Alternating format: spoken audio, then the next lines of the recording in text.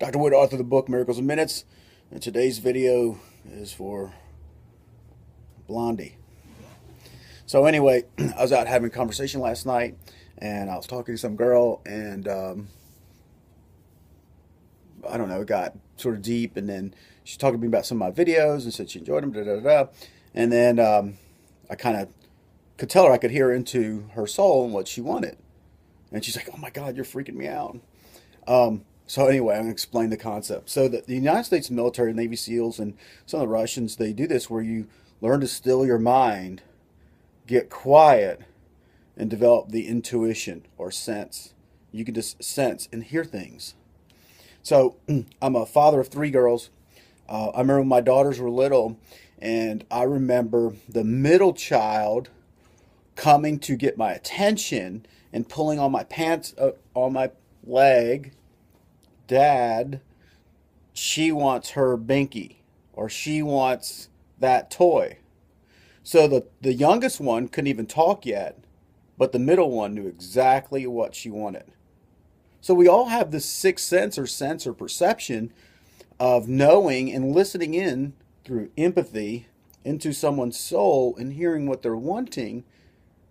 But if you're always thinking and thinking and thinking and thinking and thinking, and then with your stuff and with your problems, like, "I don't know what's going on," or, da, da, da. "Oh yeah, sure, Jim," and in your head, then you're not with the person. And if you're not with the person, you don't hear the person. And if you don't hear the person, then you don't know what they're wanting. So then you don't have a great relationship. You're not really connected. You're talking at each other, not with.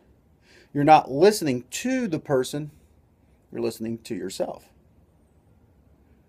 So it's learning to create an observer. So I've had many videos about the observer, of learning to be still, and maybe like you could do a drill. You can lay on the floor on your back, pick out an object on the ceiling.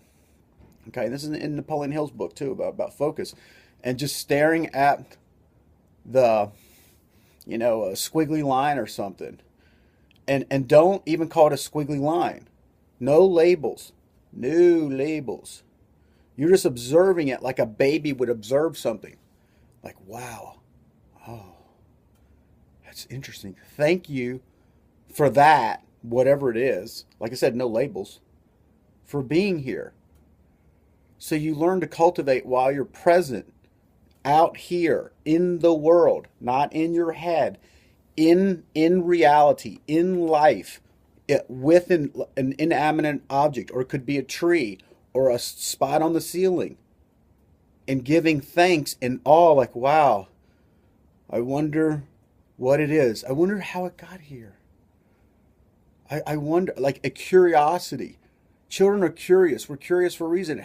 If you're curious, you can learn about it or the person. You can hear whatever it is speak to you. And that's the art of active listening, art of observing, art of hearing what someone really wants deep in their soul, so you can relate to them on an emotional level. And it'll make a big difference in all your relationships as you learn to start to be with that person and know what they're really wanting. And you'll become a great lover. You'll hear your wife wanting what she's wanting. Like, how did he know how to do that? Because you could hear her heart and soul whispering to you. And then you could be with her. And the other thing I'm going to follow up with in this video is talk a little bit about manhood, about that men are trained not to be with their feelings. Some men don't build up enough strength, too feminine. And some men are too masculine and don't know how to get into their femininity and deal with their feelings. So you start dealing with your feelings, you can then relate to your feelings, because women have more feeling based than men. We tend to be like analytical and thinking, analytical. So you learn how to deal with your feelings. You can relate to